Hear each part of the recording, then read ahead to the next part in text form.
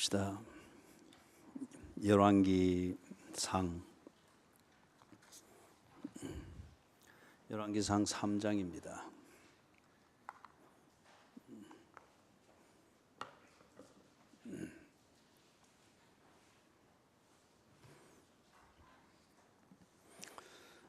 열왕기상 3장 16절에서부터 28절까지입니다. 제가 봉독합니다. 그때에 창기 두 여자가 왕에게 와서 그 앞에 서며 한 여자는 말하되 내 주여 나와 이 여자가 한 집에서 사는데 내가 그와 함께 집에 있으며 해산하였더니 내가 해산한 지 사흘 만에 이 여자도 해산하고 우리가 함께 있었고 우리 둘 외에는 집에 다른 사람이 없었나이다. 그런데 밤에 저 여자가 그의 아들 위에 누움으로 그의 아들이 죽으니 그가 밤중에 일어나서 이 여종 내가 잠든 사이에 내 아들을 내 곁에서 가져다가 자기의 품에 누이고 자기의 죽은 아들을 내 품에 뉘었나이다. 아침에 내가 내 아들을 젖 먹이려고 일어나 본즉 죽었기로 내가 아침에 자세히 보니 내가 낳은 아들이 아니더이다 하매 다른 여자는 이르되 아니라 산 것은 내 아들이요 죽은 것은 네 아들이라 하고 이 여자는 이르되 아니라 죽은 것이 네 아들이요 산 것이 내 아들이라 하며 왕 앞에서 그와 같이 쟁론하는지라. 왕이 이르되 이 여자는 말하기를 산 것은 내 아들이요 죽은 것은 네 아들이라 하고 저 여자는 말하기를 아니라 죽은 것이 네 아들이요 산 것이 내 아들이라 하는도다 하고 또 이르되 칼을 내게로 가져오라 하니 칼을 왕 앞으로 가져온지라. 왕이 이르되 산 아이를 둘로 나누어 반은 이 여자에게 주고 반은 저 여자에게 주라. 그 산 아들의 어머니 되는 여자가 그 아들을 위하여 마음이 불붙는 것 같아서 왕께 아뢰어 청하건대 내 주여 산 아이를 그에게 주시고 아무쪼록 죽이지 마옵소서 하되 다른 여자는 말하기를 내 것도 되게 말고 네 것도 되게 말고 나누게 하라 하는지라. 왕이 대답하여 이르되 산 아이를 저 여자에게 주고 결코 죽이지 말라. 저가 그의 어머니이니라 하매 온 이스라엘이 왕이 심리하여 판결함을 듣고 왕을 두려워하였으니 이는 하나님의 지혜가 그의 속에 있어 판결함을 봄이더라. 아멘.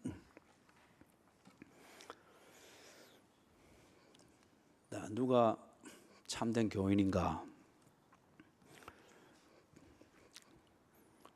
그것을 생각하고 또 그것을 헤아리는 지혜를 또 이 말씀을 통해서 얻기를 원합니다.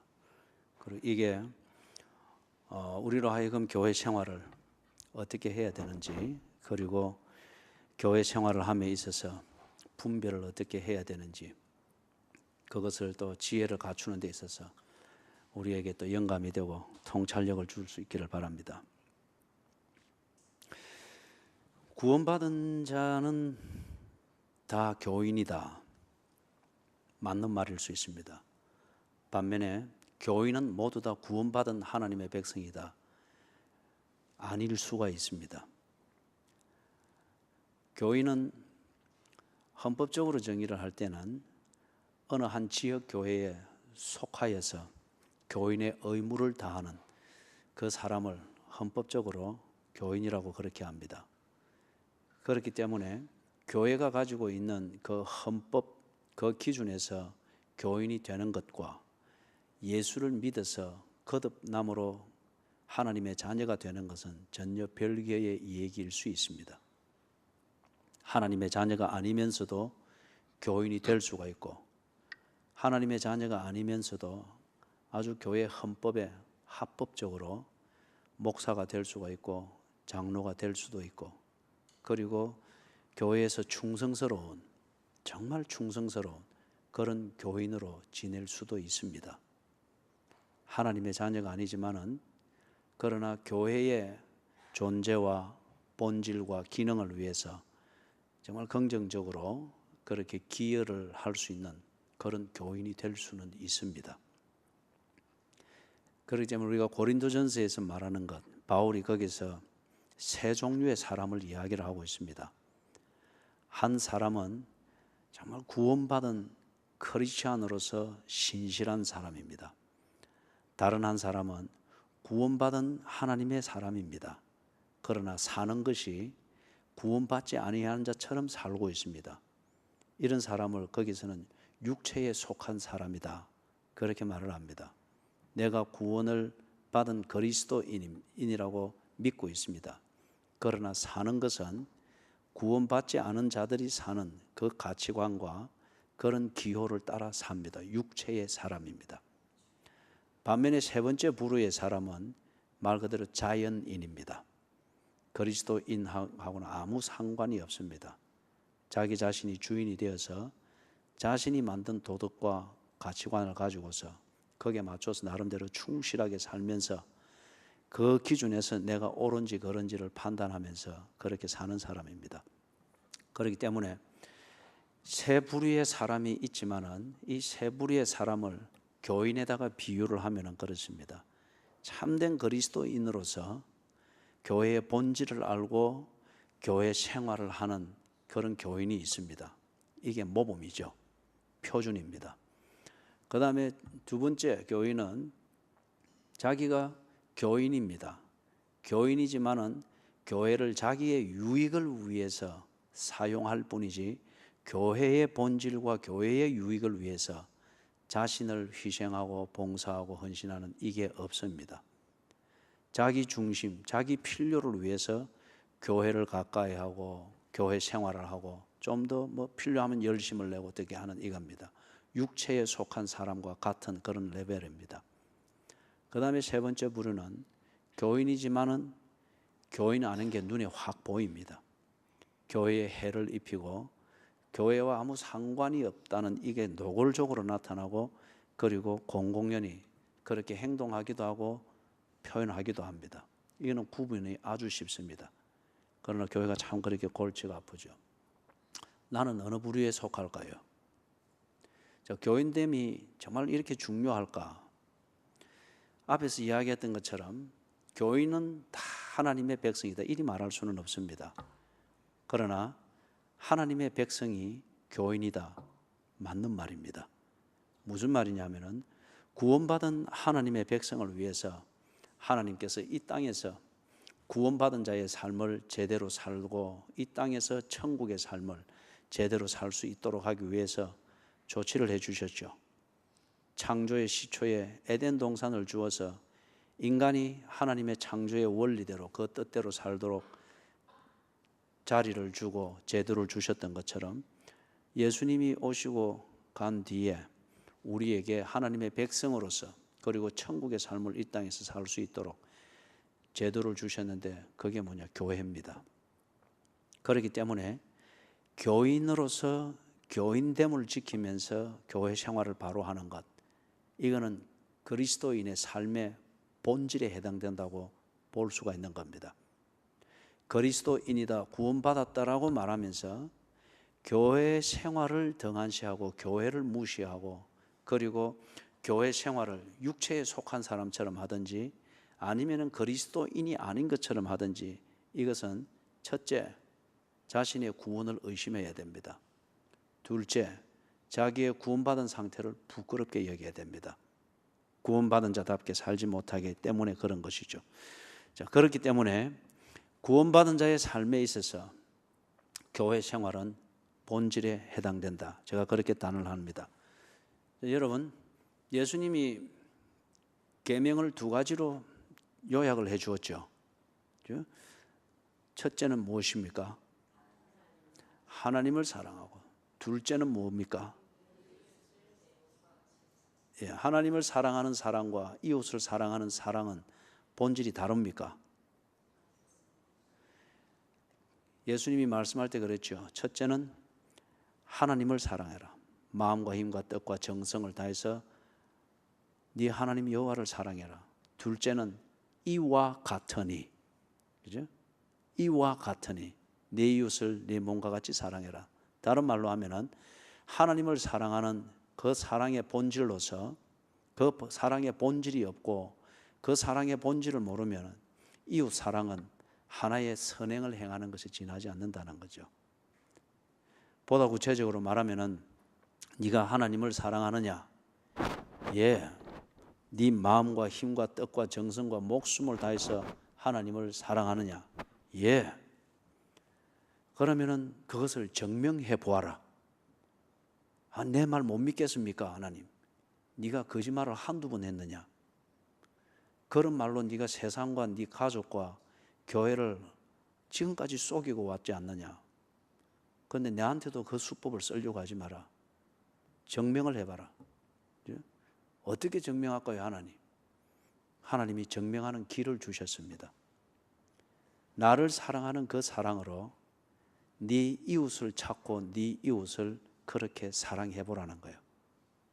그리하면은 네가 온 마음과 힘과 뜻과 정성을 다해서 나를 사랑하는 줄 내가 인정을 하겠다는 겁니다.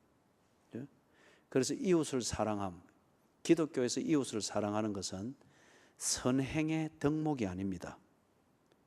기독교에서 말하는 이웃 사랑은 바로 그리스도인의 삶 그 자체입니다.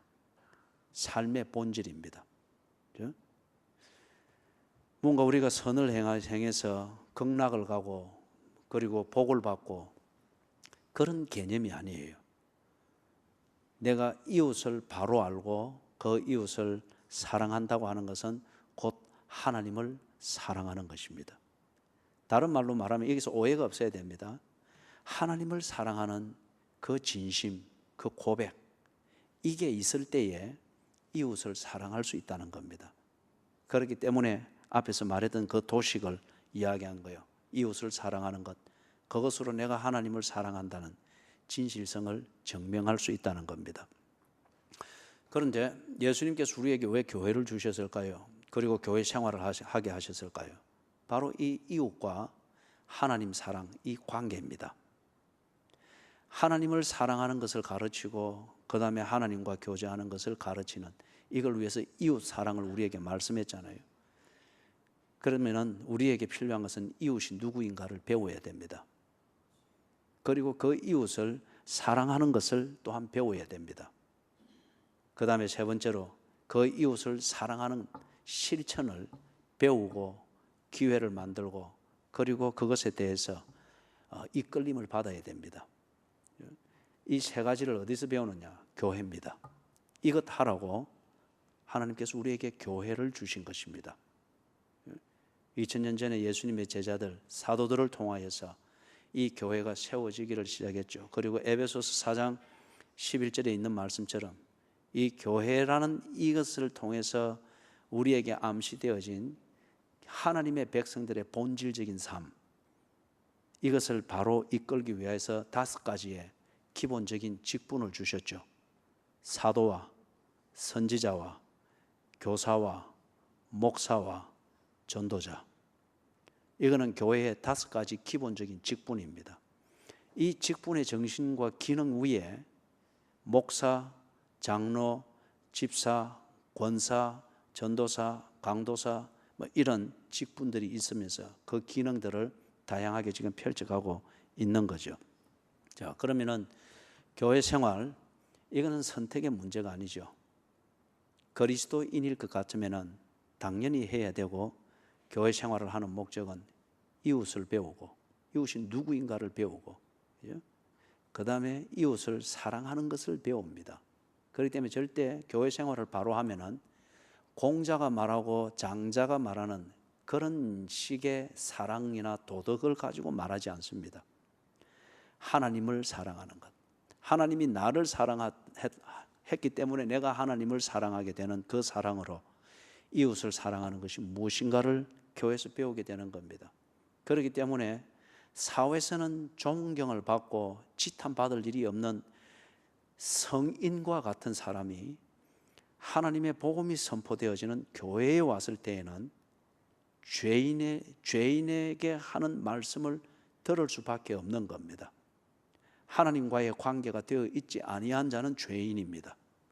하나님을 등지고 있는 것, 하나님이 제일 중심이 되어 있지 않은 이 자체를 보고서 죄라고 하지 않습니까? 그래서 교회에 왔을 때에 이웃이 누구인가, 그리고 이웃을 사랑하는 것은 어떻게 하는 것인가? 그리고 이웃을 사랑해야 될 실천, 이것에 대하여 도전을 받고 꾸지점을 듣고 배움을 받고 기회를 제공받습니다. 그래서 위선자가 되지 아니하도록, 알기 때문에 아는 만큼 행동하지 아니하여 위선자가 되고 자기 양심을 속이는 자가 되지 않도록 교회는 그 생활을 가르치는 겁니다. 교회와 성도의 본분에 대해서 제가 관계를 정리를 했습니다. 자, 그렇다고 하면은 교인들이 교회를 지키고 교회를 위하여서 정성을 기울이고 하는 이런 내용을 아는 것 같으면은 거기에 따라서 자연히 이 교회의 사랑, 교회에 대한 정성, 이것이 자연히 나올 수밖에 없습니다. 우리가 종교에서 이야기하듯이 그 종교가 가지는 성소를 잘 관리하고 성소에 뭔가 그래 하면 복을 받는다는 그런 의미가 아니죠. 근본적인 것은 바로 이 교회의 의미, 하나님과 나와의 관계에 있어서 하나님 사랑을 증명하는 이웃과의 더불어 사는 그 삶, 이 신앙생활의 자리로서 예수께서 주신 것을 알 때에 교회 중심의 삶이라는 이것이 반드시 정리가 될 수밖에 없습니다. 하나님을 사랑하느냐? 예, 그렇습니다. 그런데 네 교회 생활이 왜 그 모양이냐? 이러면 하나님 사랑해야 된다는 명분은 알지만은 실제 삶은 하나님 사랑이 아니라는 겁니다. 형편대로 교회 생활하는 것을 조심하십시오. 그것은 복음이 아닙니다. 형편대로 교회 생활하는 것, 그러면 내 필요를 위해서 교회 생활하는 것, 삼가야 합니다. 조심해야 합니다. 김동호 목사님이라는 분을 여러분이 아시죠? 지금은 아마 높은 뜻 숭의교회 거기에 아마 원로 목사님으로 되어 있는 것 같은데, 이분이 뭐 어느 한 면에서는 한국 교회가 본받아야 될 그런 또 목양이든 이걸 잘 하셨습니다. 이분이 하는 얘기를 들어볼 때 이제 중학교 시절 때에 자기 고향 마을에 교회가 있었답니다. 그래서 그분이 뭐 중학교를 다니고 할 때는 그 동네 이 청소년들이 잘 모이는 데 곳이 또 교회 아닙니까? 그런데 그 동기들이 특히 교회에 대해서 열심히 했다 그래요. 그래서 예를 들면은 학교를 가는데 아침에 비가 많이 오고 이러면은 김동호 목사님을 비롯해서 그 친구들 서너 명이 약속한 바도 없는데 자연스럽게 모이는 곳이 교회로 모인답니다.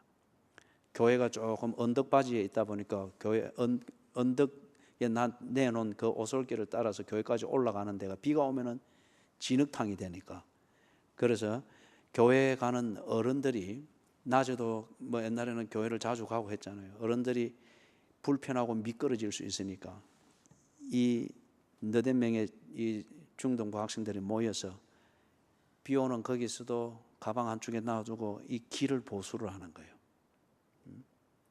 길을 보수를 하는 거예요. 자루에 모래 넣고 또는 뭐 중학생들이 할 수 있으면 어느 정도까지 하겠습니까? 그러나 그들의 최선이고 교회 사랑의 실제입니다. 그분이 그러면서 교회 사랑이라고 하는 것, 이분의 그 메시지와 성경 해석은 굉장히 현실적이었습니다. 그러면서 교회 사랑, 그것을 위해서 정성을 쏟는 것, 이게 하나님 사랑이다. 이것을 배경을 이해를 하지 못하고 들으면 이게 꼭 가시적인 무언가를 섬겨서 복을 받기를 원하는 종교 행위처럼 오해가 될 수가 있습니다. 그러나 이런 기초를 알고 배경을 알게 될 때에 하나님을, 눈에 보이지 않는 하나님을 섬기고 이웃을 찾고 이웃을 사랑하고자 하는 그 진정성이 참 이렇게 가시화된다고 하는 것을 우리가 자연스럽게 확인할 수 있을 것입니다. 영주로 알고 있습니다. 지금 영주시죠. 옛날에는 뭐 시골이었죠.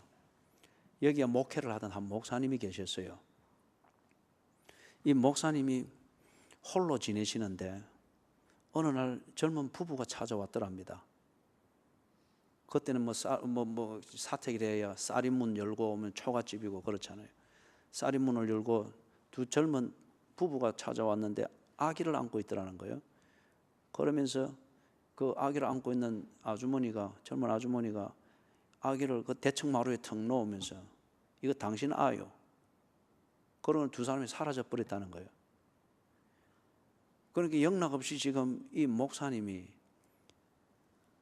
사생아를 낳은 게 사생아가 아니고 뭐라 그럽니까? 이 엄마를, 동네 사람들이 엄마가 누군지를 알지 못하는 아이를 낳게 된다. 이 말이 뭐죠? 이 목사님이 참 훌륭하게 보였는데 이중 생활이 있었다고 당연히 그렇게 생각을 하겠죠. 여기에 대해서 이 목사님이 아무 변명을 안 했답니다. 그리고 어린 생명은 불쌍한 거니까. 그 다음에 이 아이를 데리고서 이 목사님이 설왕설래 되어지는 얘기가 모락모락 피어오를 때에 이 목사님이 생각한 끝에 아이를 데리고 교회를 사임한 다음에 아이를 데리고 자취를 감췄답니다. 왜 그랬습니까? 그거 분명한 건데 조금만 설명하면 되는 문제인데 왜 그랬습니까? 교회가 피해를 입을까 봐서. 그 시절 같으면 지금 한 40년 전 이럴 때에 그 시절 같으면은 교회가 참 내실 있는 내용이 있지만은 그러나 소수였잖아요. 소수였고 그때 또 목사님들이 참 정직하시고 내면으로 강직하시기도 했고 반면에 교인들의 목사에 대한 신뢰와 존경은 거의 절대적이었습니다. 그렇기 때문에 그런 목사님이 그런 일로 구설수에 오른다는 자체가 목사님 자체도 허용할 수 없고 교인들 자체도 그 자체를 부끄럽게 여기는 거죠. 그걸 목사님이 아무 말씀 안 하시고 그 아이 데리고 사임한 뒤에 자취를 감췄답니다. 나중에 이리 보니까 어느 다른 좀 조그마한 그런 도시에서 보니까 역전 앞에, 옛날에는 역전 앞에서 장이 모이고 서고 있잖아요. 역전 앞에 지극군들이 그때는 있었단 말이에요. 그래 있는데 보니까 안면이 많아서 이래요. 보니까 그 목사님이더라는 거죠. 그러고 난 뒤에 다른 걸 할 재주도 없고 이래 하니까 어느 한쪽에 조용히 지내면서 그 아이를 키우면서 이렇게 품팔이를 하고 그 다음에 이제 시장에 짐을 날라주는 지객꾼으로 이래 하면서 그렇게 생계를 유지하고 계셨다는 거예요. 아이는 많이 컸죠. 그런데 어느 날 있으니까 그때 어린 아이를 놓고 간 그 부부가 찾아왔더랍니다. 그리고 대문에 들어서면서부터 벌벌 기면서 잘못했습니다. 용서해 주십시오. 거기까지는 좋은데 그런데 그 뒤에 하는 말이 가관이더라는 거예요. 저 아이는 내 아이니 우리 아이니까 데려가겠습니다. 그래 목사님이 기꺼이 아이를 보냈답니다. 부모니까.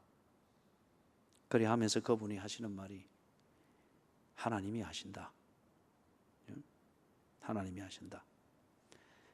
어찌든지 불필요한 잡음들 내 좀 피해보고 힘들면 되는데 그것 한다고 교회가 어려워지면 안 되지. 예수를 믿는 사람들이 욕을 당하면 안 되지. 교회 사랑이었습니다. 그분이 무슨 불상의 발등을 닦고 그런 정성을 기울여서 복을 받자고 그런 게 아닌 것 분명할 겁니다. 교회의 덕을 위해서, 교회의 본질을 지키는 이걸 위해서. 교회의 본질이 무엇일까요? 교회의 본질은 쉽게 정리를 하면은 두 가지 차원에서 생각할 수 있습니다. 한 가지는 예수 그리스도의 십자가의 복음이 증거되어지는 겁니다. 교회가 있어도 예수 그리스도의 십자가, 예수가 누구이시며 그가 그리스도이시며 그리스도의 사역과 그 사역의 핵심이 십자가이다. 그리고 이것이 복음이다. 이걸 증거하는 일이 교회에서 지속적으로 중심적으로 일어나지 않으면 그것은 교회가 아닙니다. 그것은 교회가 아닙니다. 교회의 본질 중에 한 축이 예수 그리스도의 십자가의 복음이 증거되는 겁니다. 두 번째 차원에서는 성도의 교제로 성도의 삶이 보호되어지고 양육되어지고 인도함을 인도함이 일어나도록 하는 이것이 교회의 본질의 두 번째 차원입니다. 성도의 교제. 이거는 재미나 즐거움이나 카르텔을 만들고 노동조합을 만들듯이 자기끼리의 보호를 위한 그런 의미로서의 동아리 같은 이런 개념이 아니에요.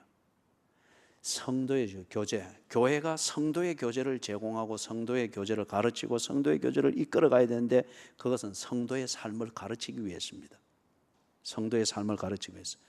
이게 앞에서 이야기했던 것, 이웃을 찾고 이웃이 누구인가를 배우고 이웃을 사랑하는 것을 배우고 이웃 사랑을 실천하도록 하는 그 목적이 있는 것이죠. 이 두 가지, 예수 그리스도의 복음이 증거되어지는 것과 이제 그만 조십시오. 졸면은 호명하고 이렇게 세웁니다.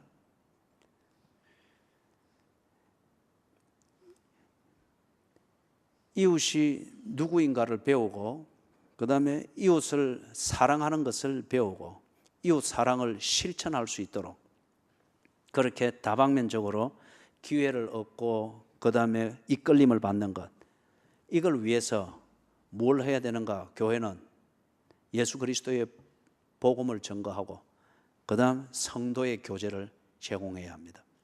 그래서 이 성도의 교제의 본질이 어떻게 돼야 되고 내용이 어떻게 돼야 되는가는 히브리서 10장 24절 25절에 보면은 나와 있죠. 서로 돌아보아 사랑과 선행을 격려하고 모이기를 피하는 어떤 사람들의 습관과 같이 하지 말고 그날이 가까움을 볼수록 더욱 그리하자. 자, 그런데 교인들이 적지 아니하는 교인들이 특히 현대로 들어오면서 많은 교회들이나 그리고 교인들이 예수 그리스도의 십자가를 구경거리로 만듭니다. 또는 성도의 교제를 흥행거리로 삼습니다. 예를 들면은 우리 오전에도 잠시 언급을 했습니다만은 예수님께서 잡히셨을 때 제자들이 다 예수를 버리고 도망했습니다. 그동안 예수를 3년 동안 따라다니는 것은 무슨 이유였죠? 예수가 잡히실 때에 다 도망했습니다.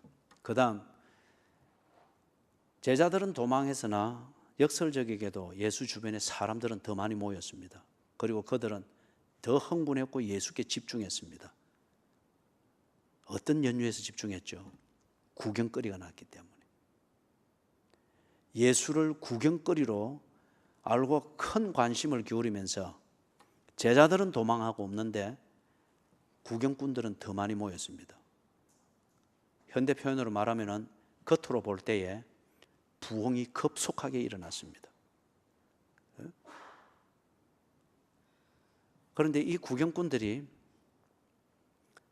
늘 구경을 하면서 뭔가 반전이 일어날 것이다. 이게 드라마의 시청률을 높이는 비결이잖아요. 갈등 끝에 반전이 일어나게 하는 것. 그러니 막장 드라마가 통하는 거죠. 이 구경꾼들 역시 반전이 일어날 것이다 라는 기대를 가지고 예수께 더 가까이 더 집중하여서 십자가 주변까지 모이면서 구경을 했습니다. 지켜보았습니다. 반전을 기대하면서. 그런데 예수님이 죽어버렸습니다. 그래서 그 성경에 보면은 다 집으로 돌아갔다고 합니다. 구경이 끝났다는 거죠. 반전이 일어날 기미도 안 보이고 그리고 예수님은 죽어버렸고 더 이상 재밌는 일도 없고 구경거리가 없습니다. 다 돌아갔다고 합니다. 이 사람들이 특별히 예수님이 잡히는 때로부터 해서 죽으시기까지 몰려다니면서 재판받는 자리도 나타나고 끌려가는 자리도 나타나고 십자가 지고 갈 때는 물 떠다주는 자리도 하고 따라가면서 울기도 하고 막 그래 했습니다. 그러면서 막 복잡할 정도로 사람들이 모여서 그래 했단 말이에요. 그럼 그 사람들이 그리 한 게 뭘까요? 그게 흥행의 판을 키우기 위한 것이죠. 자기 자신이 가지고 있는 구경에 대한 호기심도 부추기고 그리고 사람들이 더 많이 모이고 더 북적거리고 더 흥분해서 이래서 하면은 이 소리 저 소리 해서 하면은 멀리 있던 사람도 다 그 소리 들으면서 뭐지 하고 다 흥행에 판을 키우는 셈이죠. 더 이상 흥행에 판을 키워줘야 될 건덕지가 없습니다. 예수가 죽어버리니까 미련 없이 다 떠났습니다. 거기에 교회는 없었습니다. 그들이 예수 주변에 모여 있어서 교회처럼 보였고 급속하게 부흥하는 것 같고 반전을 기대하게 만들 정도로 뭔가 신비한 분위기와 그러한 관심거리를 만들면서 더 모이도록 만들었는데 거기에 예수 그리스도의 십자가의 복음을 아는 사람이 없었습니다. 예수가 복음을 위해서 죽으니까 그것으로 다 끝인 줄 알고 다 흩어지고 없습니다. 교회는 없었습니다. 가짜들이었습니다. 그들은 구경꾼들이었습니다.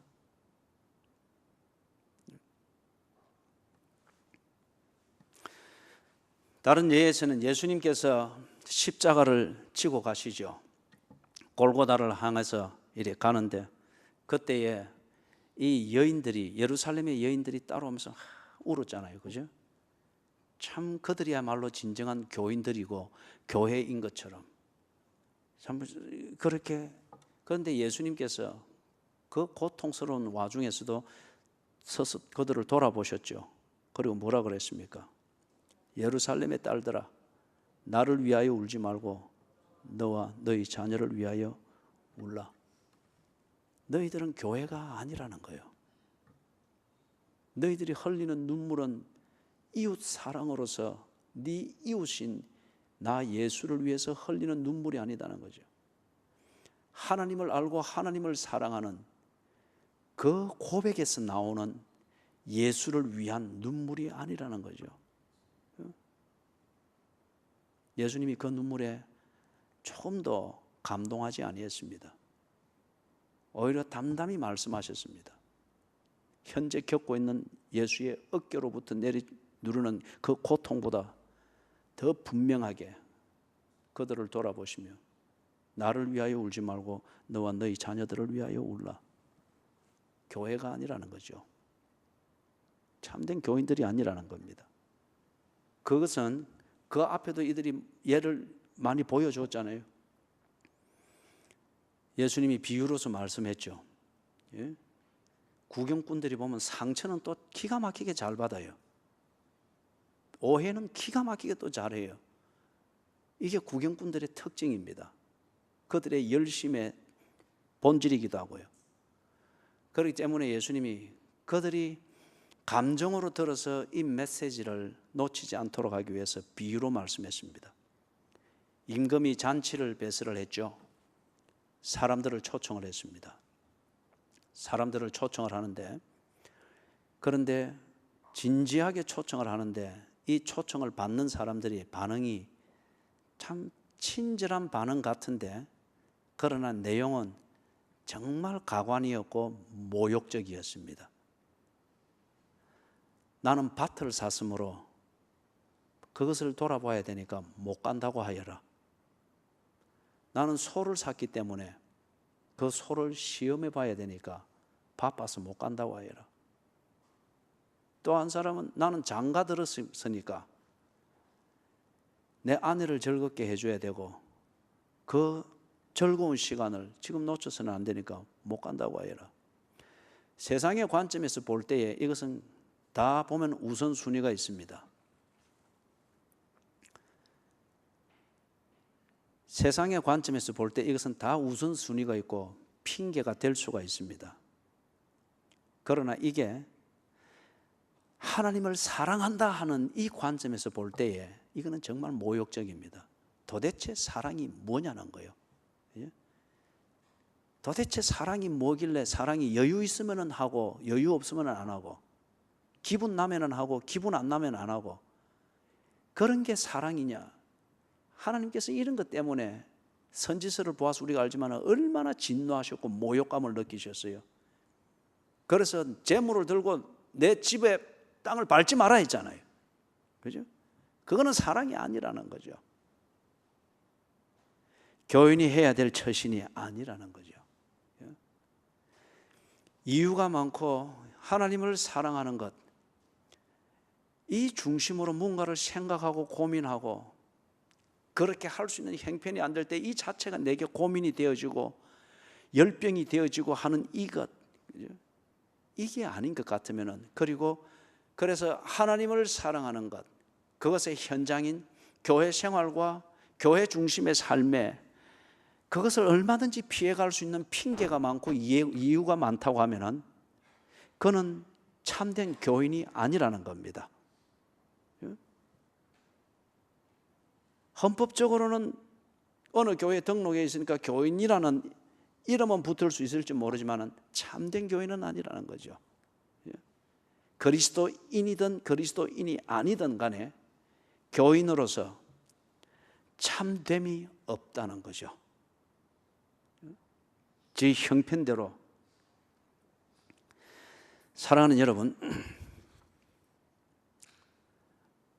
참된 교인의 모델을 우리가 성경에서 많이 볼 수가 있습니다. 그리고 그런 모델을 우리의 삶의 현장, 교회 생활하는 이 현장에서 얼마든지 볼 수 있죠. 저는 참 모델로 삼는 교인 중에 이 베베, 아마 분명히 집사였을 거예요. 여자입니다. 참 이분이 참 기억이 되어지고, 그리고 내 목양 현장에서도 이 베베 집사와 같은 이런 교인들이 있으면 참 얼마나 좋을까 기도하는 제목 중에 하나입니다. 베베가 고린도 교회 교인이었습니다. 그런데 이 베베가 아주 신실했던 모양입니다. 그래서 고린도 교회에서 그 밑에 지역에 있는 갱그리아라고 하는 거기에 교회를 개척할 때에 이 베베 집사가 나섰습니다. 거기 가서 교회를 개척하는 데 있어서 모든 수발을 이 베베 집사가 다 들었던 거죠.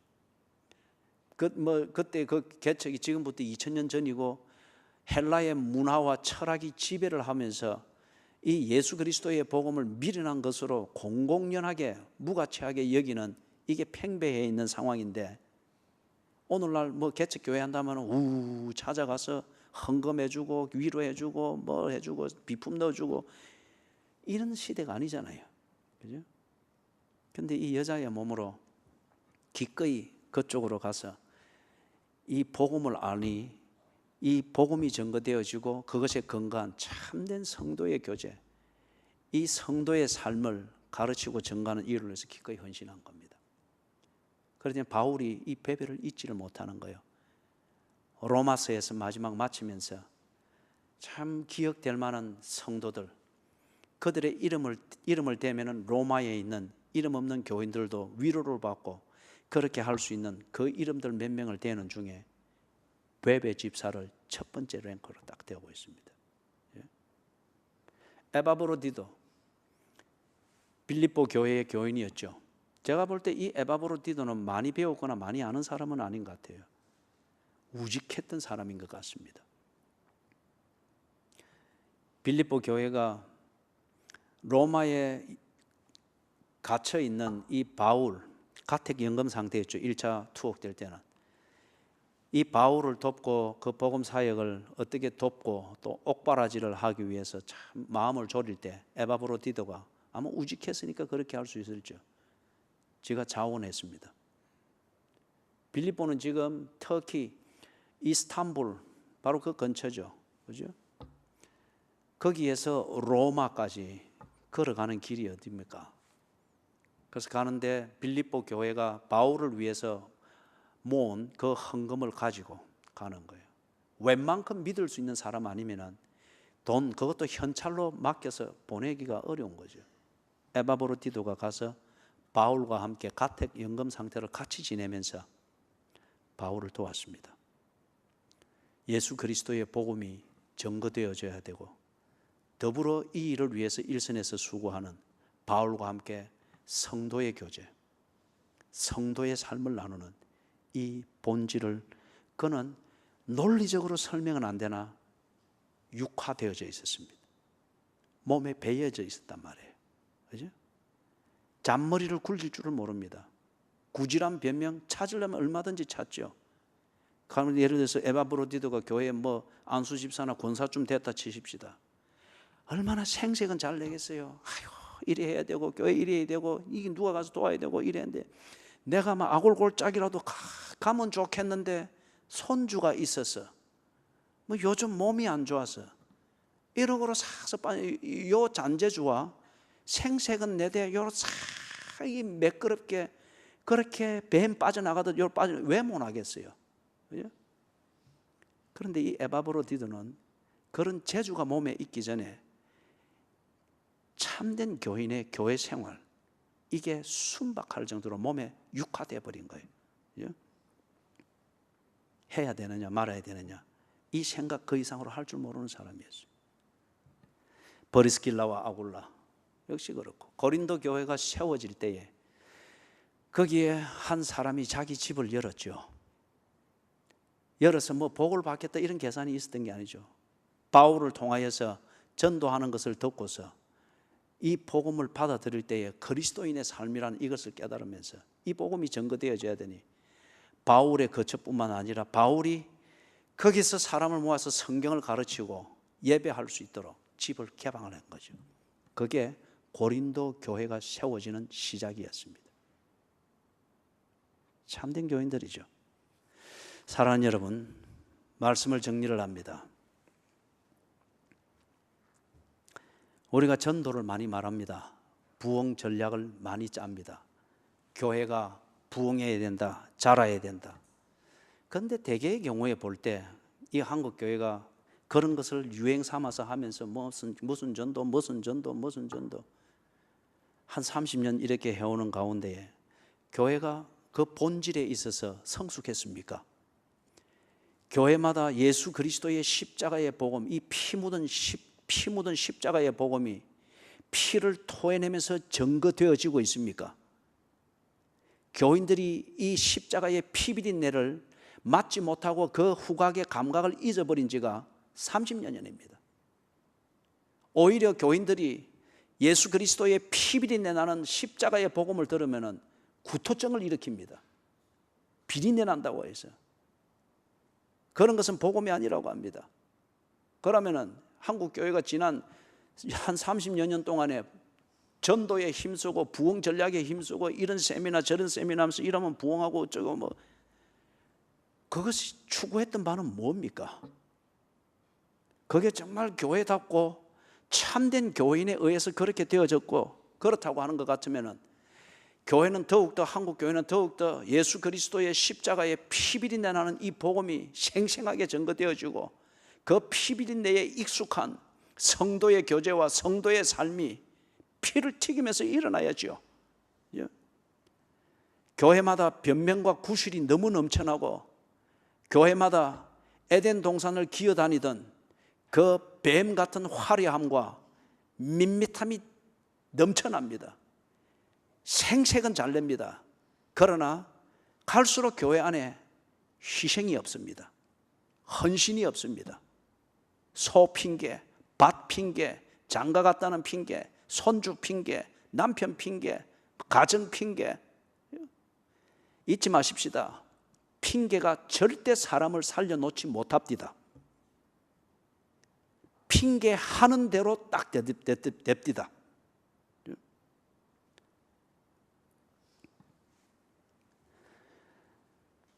그렇게 전도를 하고 그래서 사랑하는 여러분 말 나온 김에 이제는 뭐 차전도 한다고 구루마 끌고 다니고 그러지 마시고 여러분의 삶 속에서 전도하십시오. 여러분의 삶 속에서 전도하시라고요. 누군가를 정말 전도하기를 원하는 그 목적을 정했으면 그를 위하여 정성을 쏟고 삶을 나누고 그죠? 그렇게 전도하십시오. 삶 속에 그룹으로 나가서 전도하고 프로그램 말아서 뭐 길거리 나가서 뭐 한번 돌아다니면서 이렇게 뭐 하면서 묻어 다니면서 전도에 부담감 떼우는 이것 이제는 그만하고 여러분의 삶 속에서 시간을 나누고 관심을 나누고 인내를 나누고 이리 하지 않으면은 복음을 나눌 수 없는 그 전도를 하시라고요. 자녀, 가족, 배우자, 지인, 내 삶 속에서 늘 부대끼는 그 사람들은 여러분을 알지 않습니까? 진짜인지 가짜인지. 가짜면은 여러분의 전도가 튕길 것이고 진짜면은 여러분의 전도가 그들을 어느 땐가는 감복시킬 것입니다. 우리 전도의 열매가 없는 것 두고 정말 통렬히 회개해야 합니다.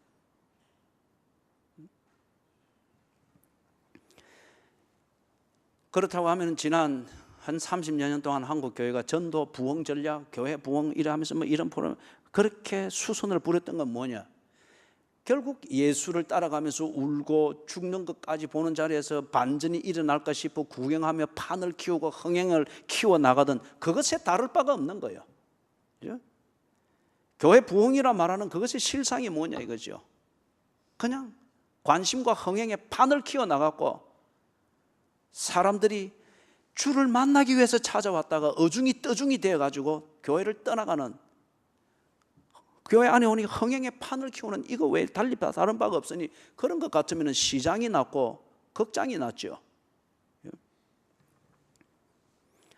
교회의 개혁을 말합니다. 그러면서 정의를 주장을 합니다. 참 아쉬운 것은 한국에서 10손가락에 꼽히는 대형 교회 중에 적지 않은 숫자가 세습이라고 하는 것에 걸려 있습니다. 세습이 절대적으로 잘못됐다 이리 말할 수는 없습니다. 그러나 대개의 경우는 이 세습이 대형 교회와 아주 안정된 그러한 교회에서 이 세습이 일어나는 것은 우리가 근본적으로 검토를 해봐야 됩니다. 세습을 할 때에 자식에게 꼭 물려준다고 할 때에 이유는 그럴싸합니다. 목회가 고생이다. 그리고 교회를 기반을 이만큼 잡았으면 이 목회를 가장 잘 아는 사람이 다음 세대를 이어가서 교회의 미래를 이어가도록 해야 된다. 이론은 그럴싸합니다. 그런데 그 교회의 미래를 책임지고 제대로 이어갈 사람이 당신의 아들이 맞느냐는 거죠. 당신 지금 은퇴하는 당신의 목사님, 당신의 아들이 정말 이 교회를 책임질 수 있는 사람이냐? 어떻게 그걸 검증하느냐 이거죠. 그러면서 일전에 지금 뭐 어느 교회에서 세습 때문에 여러 세간의 얘기가 나오고 그렇게 할 때 그 총회에서도, 그 교회가 속해 있는 총회에서도 그걸 불법이라고 단정을 했습니다. 그러면은 그것이 근본적으로 틀린 게 아닌 다음에는 그 법을 존중해야 됩니다. 그래서 저도 3년 7개월을 끌려다녔습니다. 이걸 교인들한테 본을 보여야 되기 때문에. 그 안에서 법이 허용하는 권리를 가지고 틀린 것은 저항을 하고 그렇게 해야 되는 거죠. 그럼에도 불구하고 그 교회 목사님이 은퇴했음에도 불구하고 새벽기도 때 보니까 그 뉴스에 나오니까 내가 봤죠. 뭐 역부로 들어갈 가치는 없습니다. 막이라고 하더라고요. 자기의 세습, 그리고 이걸 당회의 다수가 결정을 해서 이렇게 하는데 이걸 불법으로 만들고 반대하는 자들은 막이다. 교회를 해치는 막이다. 그럴 수 있을까요? 그 교회 다음 세대가 참 관심거리입니다. 말씀을 정리합니다. 교회 개혁을 말하고 교회의 본질을 말하고 그래서 정의감을 내세우면서 이런저런 얘기도 할 수 있고 제안도 할 수 있습니다. 그러나 그걸 통해서 교회의 본질이 보다 분명해집니까? 그 교회의 본질, 예수 그리스도의 십자가의 복음이 증거되어지는 것이 더욱 진지해지고 성도의 교제가 성도의 삶을 이끌고 보호해주는 그 목적으로 성도의 교제가 더욱더 왕성해지고 성숙해집니까? 그렇다면 당신의 정의감은 성경적입니다. 당신의 주장은 선지자와 같습니다. 그러나 당신의 주장과 모든 것들이, 그런 것들이 무언가 듣기에는 솔깃하고 사람들의 분위기도 띄우고 다수의 세력도 몰아갈 수 있으나 그렇게 한 결과 예수 그리스도의 십자가가 다시 수정이 되어져야 되고 성도의 교제가 무슨 동아리 모임 비슷하듯이 그런 식으로 되어지는 것 같으면은 당신은 아주 흥행의 판을 키우는데 재주가 있는 사람입니다. 그렇기 때문에 당신은 이게 교회에 있는 게 어울리는 게 아니고 시장에 가는 것이 어울립니다. 교회의 본질, 예수 그리스도의 십자가, 이 복음이 증거되어져야 됩니다. 그리고 교회에는 뉘우침과 회개가 언제나 일어나야 합니다. 정신을 차리세요. 졸아서는 안 되는 사람들이 졸면 안 되죠. 조금 졸다가 정신이 차렸으면 딱 힘을 써야죠. 교회는 그 복음에 의한 참된 뉘우침과 회개가 일어나야 됩니다. 왜냐하면 내가 죄인인 것을 아는 그 적나라한 자리는 교회입니다. 의인으로 들어왔으나 죄인인 것을 깨닫게 되어서 겸손의 자리로 들어가게 되는 것은 교회입니다. 그렇기 때문에 뉘우침과 참된 회개가 있어야 합니다. 그리고 세 번째 요소, 성도의 교제가 있어야 됩니다. 성도의 삶을 바로 보게 하고 그것을 이끌어주고 보호해주는 이 성도의, 참된 성도의 교제, 동아리가 아니고 친목계도 아니고 인맥도 아니고, 그 다음에 마지막 요소는 구제와 자비가, 예수님을 통해서 하나님께서 내게 자비를 베풀어 주듯 그 수준에 이르도록 구제와 자비가 행해져야 됩니다. 네 가지 다시 강조합니다. 예수 그리스도의 십자가의 복음이 증거되어지는 것, 이게 갈수록 가속화되어져야 되고, 두 번째 뉘우침과 회개가 있어야 됩니다. 교회는 절대 아부하는 자리가 아닙니다. 복음을 거부하고 교회의 본질을 거부하면서 자기의 주장을 일삼을 때 변화되든지 떠나든지 둘 중에 하나입니다. 성도의 교제가 일어나야 됩니다. 인맥의 관리가 아니죠. 네 번째, 하나님이 내게 자비를 베풀어 주셨, 그 수준에 이르도록 구제와 자비가 이루어져야 됩니다. 왜냐하면 인간에게 있어서 질병과 가난은 정말 무서운 것이기 때문에, 인간의 한계를 닫아도록 만드는, 어쩌면 우리를 무기력하게 만드는 것이기 때문에 교회가 하나님께 받은 사랑으로 구제와 자비를 실천하여 그들의 한계를 설정하는 가난과 질병을 할 수 있는 대로 들어줘야 됩니다. 그래서 복음을 듣도록 하고 성도의 교제로 나아오도록 도와주어야 합니다. 사랑하는 여러분, 누가 친엄마였죠? 자식을 살리기 위하여서 자식을 살릴 수 있다면 모든 것을 감수하겠다는 그가 엄마였습니다. 누가 참된 교인입니까? 교회의 본질을 세우기 위하여서 교회를 위하여 희생할 줄 알고 교회 중심의 삶을 묵묵히 살 줄 아는 자, 그가 참된 교인입니다. 우리가 많은 말을 하려고 하지 말고 생색을 내려고 하지 말고 교회의 본질에 합당하게 내가 처신하고 있는가를 생각을 하고, 그리고 나의 이 처신과 자그마한 헌신을 통하여서 함께 교제를 나누고 있는 내 당대의 교인들, 그리고 나를 보고 있는 자녀들 세대, 이들이 교회의 본질을 더욱더 알게 되어지고 교회의 본질을 통하여서 그리스도인의 삶을 더욱더 잘 배우게 되는 그런 준비가 되는 교회 생활인가, 이것을 점검을 해야 되겠습니다. 그래서 우리가 사석이든 공석이든 집에서든 교회 안에서든 하나님 중심, 성경 중심의 삶을 살듯 일관되게 교회 중심의 삶, 이것은 참된 교인됨의 표지입니다. 자, 우리 다 같이